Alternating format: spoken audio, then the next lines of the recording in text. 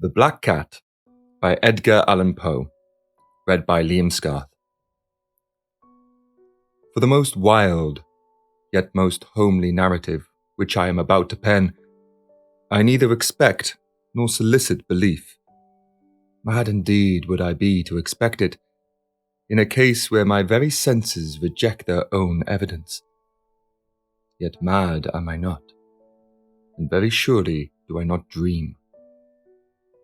But tomorrow I die, and today I would unburthen my soul. My immediate purpose is to place before the world, plainly, succinctly, and without comment, a series of mere household events.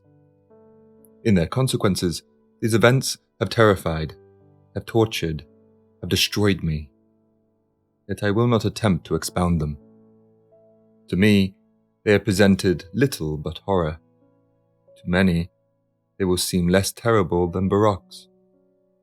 Hereafter, perhaps some intellect may be found which will reduce my phantasm to the commonplace, some intellect more calm, more logical, and far less excitable than my own, which will perceive, in the circumstances I detail with awe, nothing more than an ordinary succession of very natural causes and effects.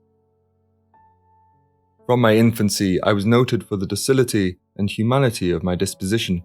My tenderness of heart was even so conspicuous as to make me the jest of my companions.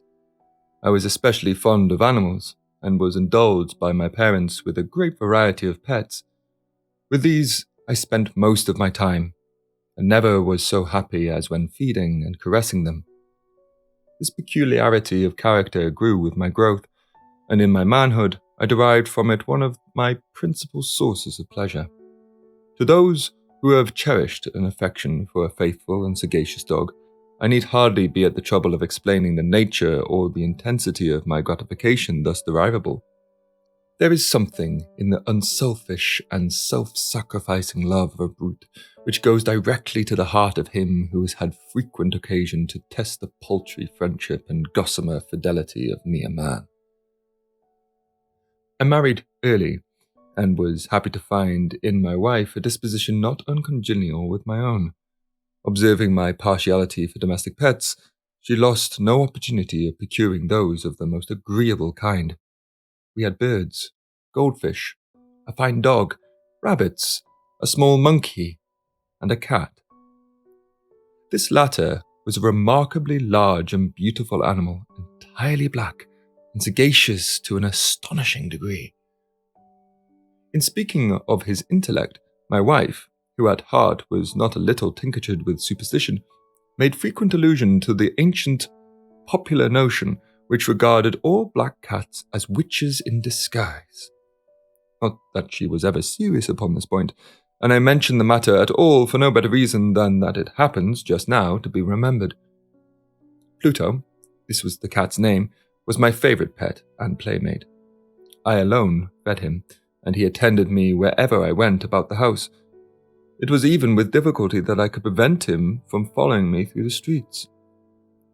Our friendship lasted in this manner for several years, during which my general temperament and character, through the instrumentality of the fiend intemperance, had, I blush to confess it, experienced a radical alteration for the worse. I grew, day by day, more moody, more irritable, more regardless for the feelings of others. I suffered myself to use intemperate language to my wife. At length, I even offered her personal violence. My pets, of course, were made to feel the change in my disposition. I not only neglected, but ill-used them.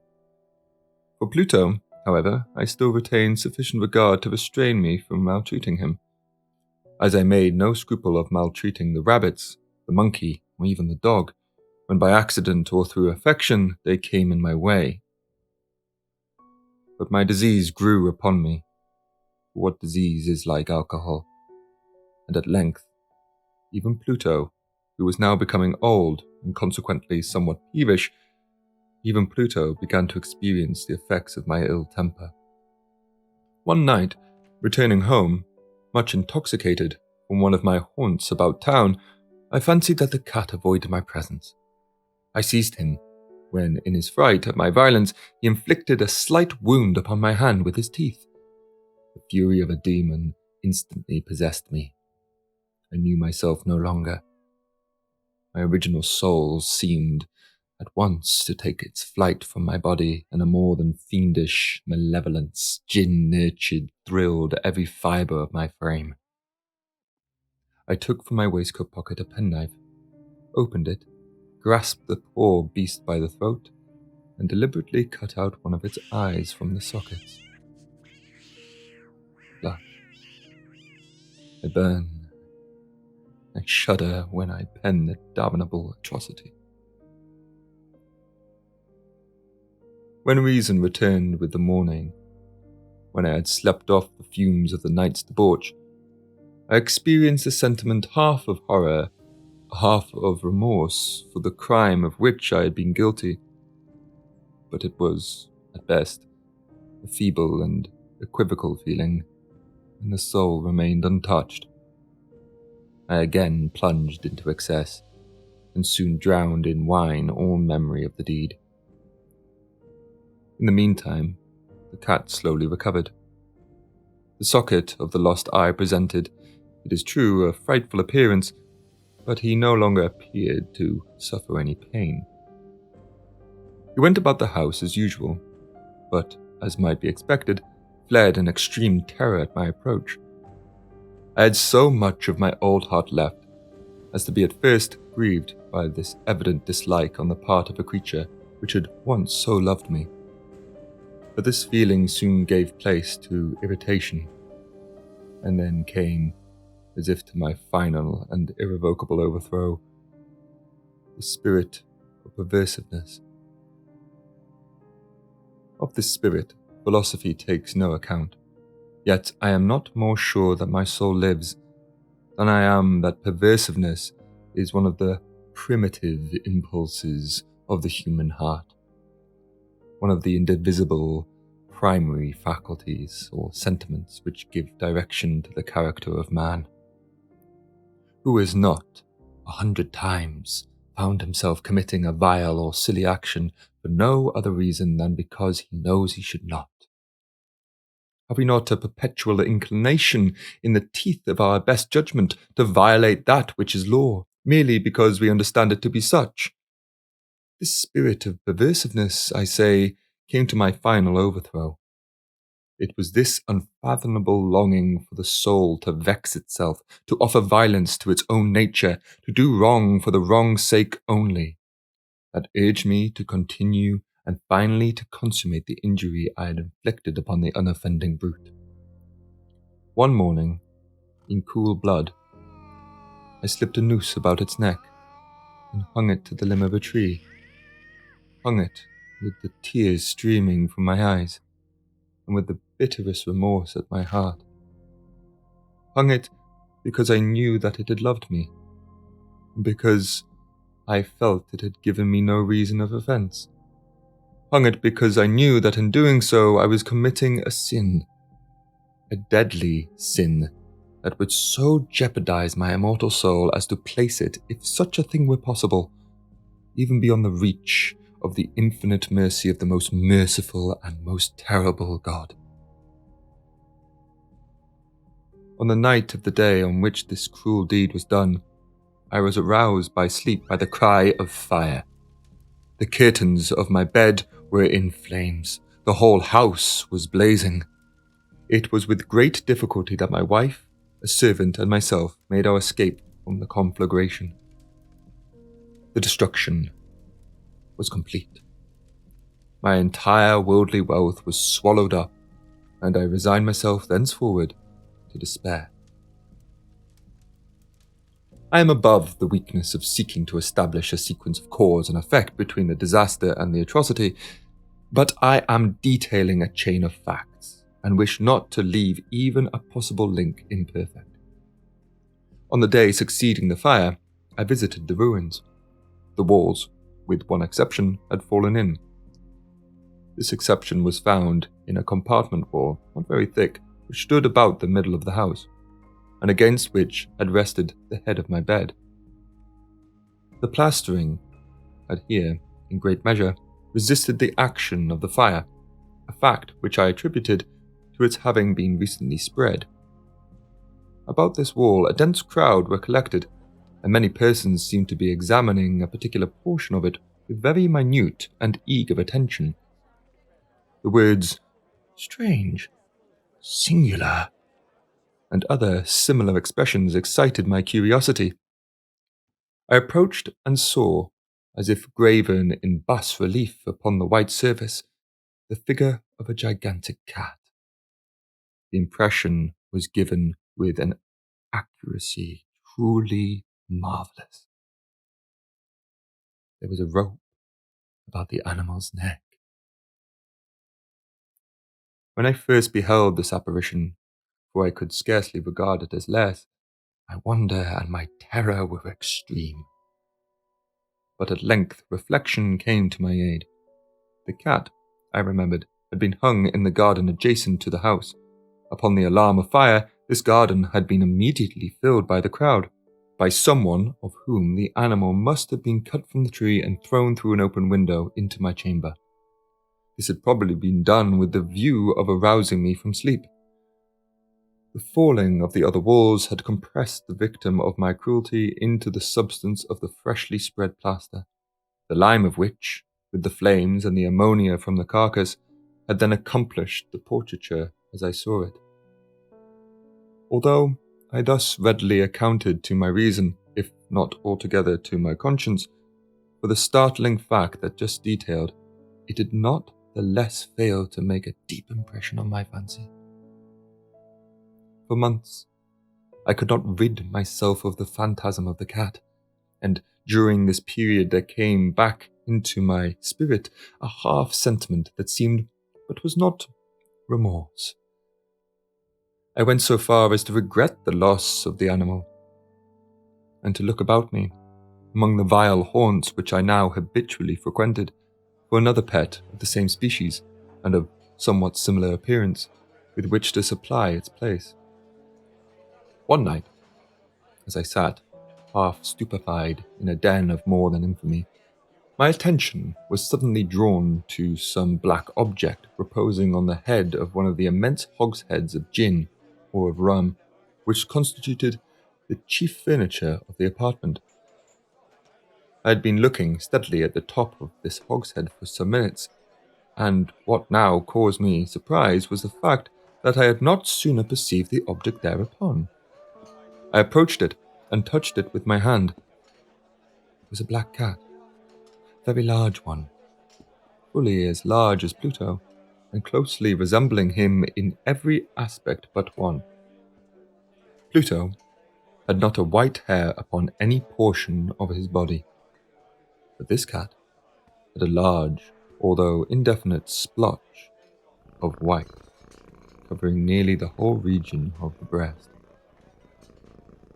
Upon my touching him, he immediately arose, purred loudly, and rubbed against my hand, and appeared delighted with my notice. This, then, was the very creature of which I was in search. I at once offered to purchase it of the landlord, but this person made no claim to it, knew nothing of it, had never seen it before.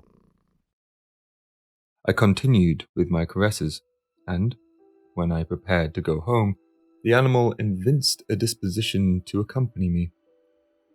I permitted it to do so, occasionally stooping and patting it as I proceeded. When it reached the house, it domesticated itself at once, and became immediately a great favourite with my wife. For my own part, I soon found a dislike to it arising within me. This was just the reverse of what I had anticipated. But I know not how or why it was, its evident fondness for myself rather disgusted and annoyed. By slow degrees, these feelings of disgust and annoyance rose into the bitterness of hatred. I avoided the creature, a certain sense of shame and remembrance from the former deed of cruelty preventing me from physically abusing it. I did not, for some weeks, strike or otherwise violently ill-use it, but gradually, very gradually, I came to look upon it with unutterable loathing, and to flee silently from its odious presence, as from the breath of a pestilence. What added, no doubt, to my hatred of the beast was the discovery, on the morning after I brought it home, that, like Pluto, it had been deprived of one of its eyes.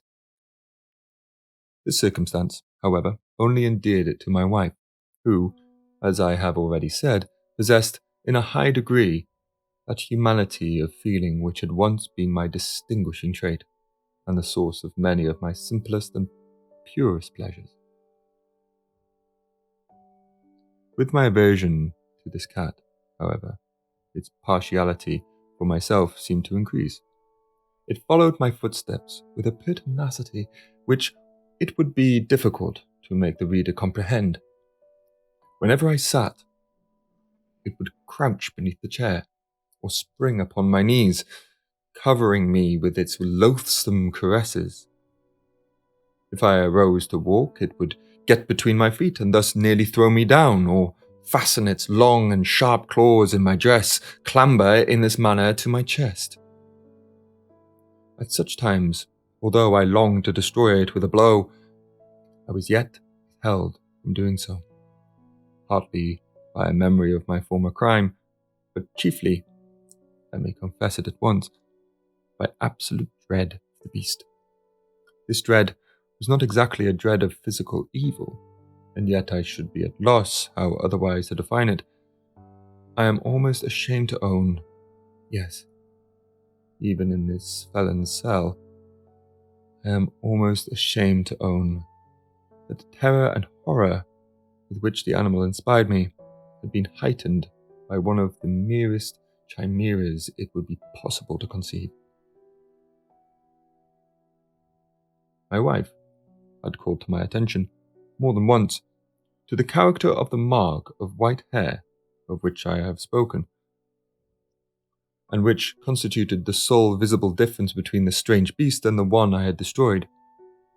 The reader will remember that this mark, although large, had been originally very indefinite, but by slow degrees nearly imperceptible, and which for a long time my reason struggled to reject as fanciful, it had, at length, assumed a rigorous distinctness of an outline. It was now the representation of an object that I shudder to name, and for this, above all, I loathed and dreaded, and would have rid myself of the monster had I dared. It was now, I say, the image of a hideous, of a ghastly thing, of the gallows. Oh, mournful and terrible engine of horror and crime, of agony and of death.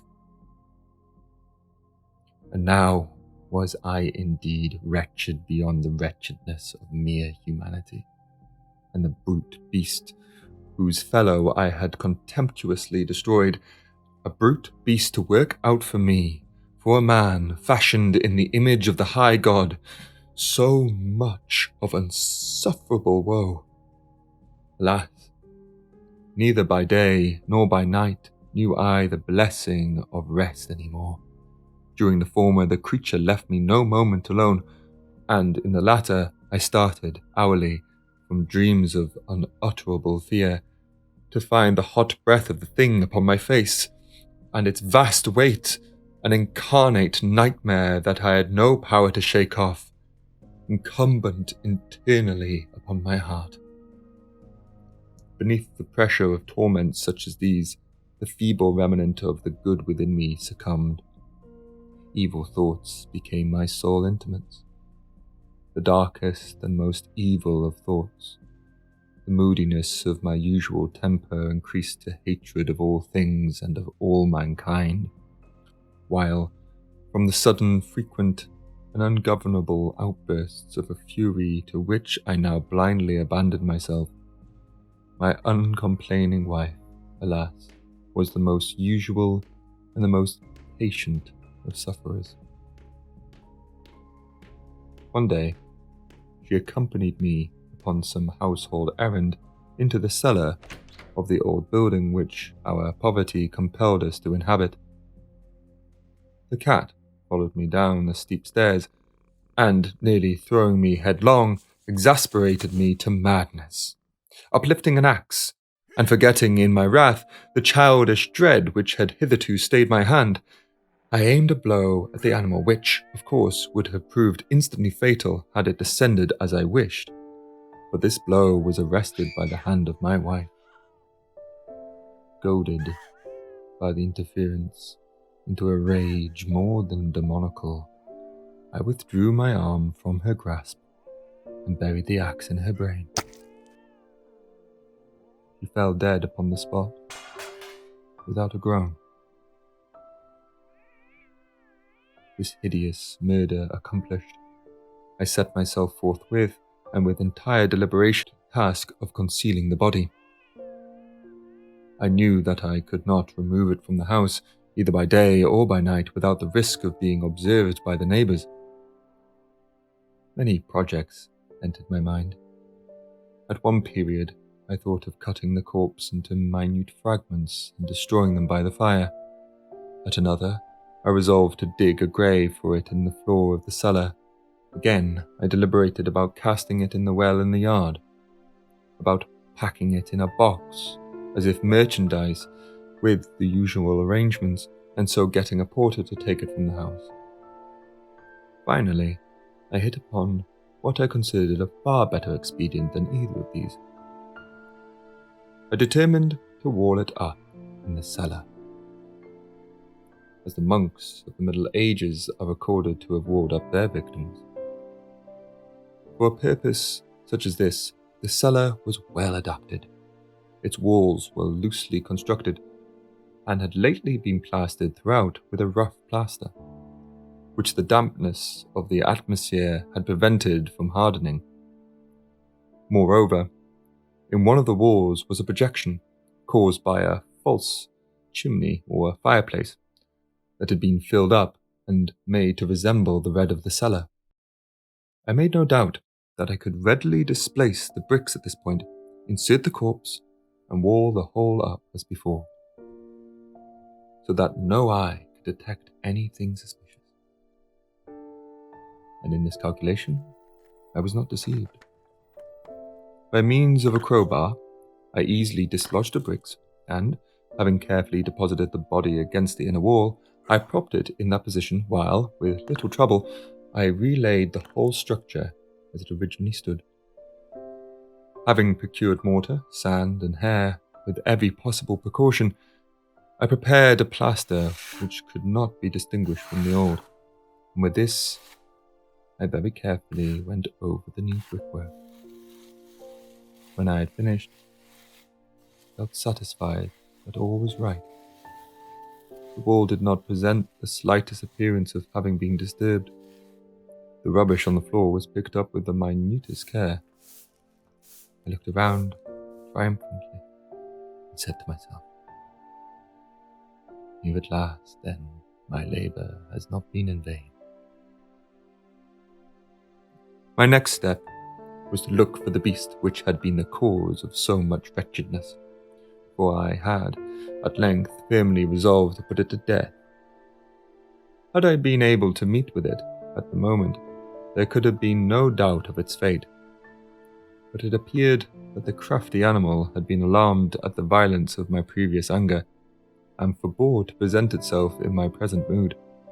It is impossible to describe, or to imagine, the deep, the blissful sense of relief which the absence of the detested creature occasioned in my bosom. It did not make its appearance during the night, and thus for one night at least, since its introduction into the house, I soundly and tranquilly slept. I slept even with the burden of murder upon my soul. The second and the third day passed, and still my tormentor came not. Once again I breathed as a free man.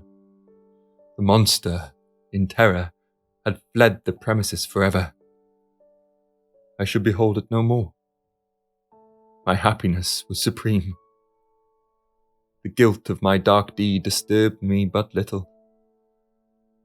Some few inquiries had been made, but these had been readily answered. Even a search had been instituted, but of course nothing was to be discovered. I looked upon my future felicity as secured. Upon the 4th day of the assassination, a party of the police came, very unexpectedly, into the house, and proceeded again to make rigorous investigation of the premises. Secure, however, in the inscrutability of my place of concealment, I felt no embarrassment whatever. The officers bade me accompany them in their search. They left no nook or corner unexplored. At length, for the 3rd or 4th time, they descended into the cellar. I quivered not in a muscle. My heart beat calmly as that of one who slumbers in innocence. I walked the cellar from end to end.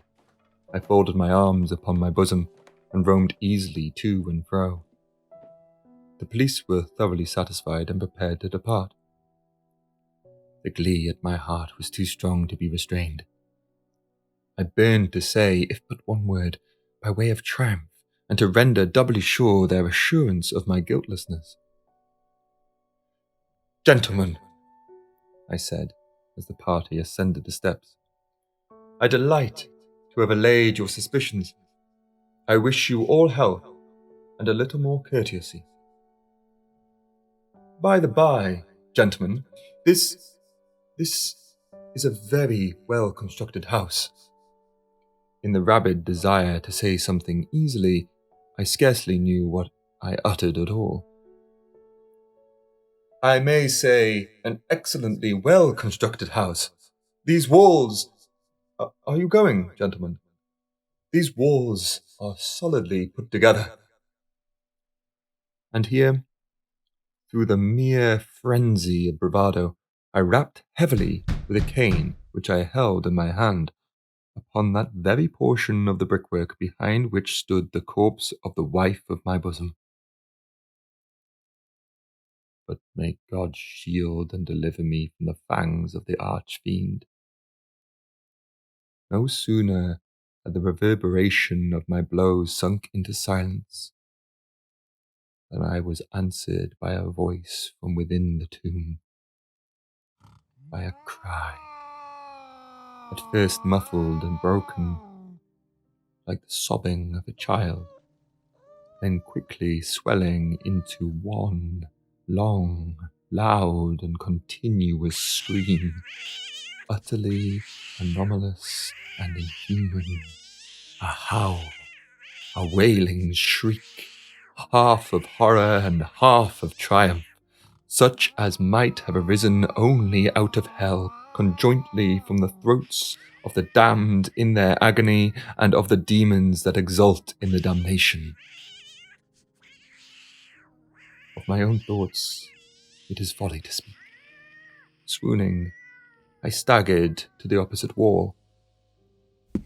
For one instant, the party upon the stairs remained motionless, through extremity of terror and of awe. In the next, a dozen stout arms were toiling at the wall. It fell bodily. The corpse, already greatly decayed and clotted with gore, stood erect before the eyes of the spectators.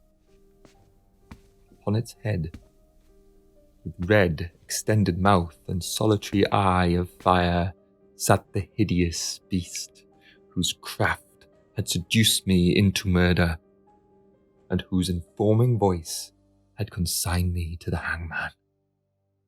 I had walled the monster up within the tomb.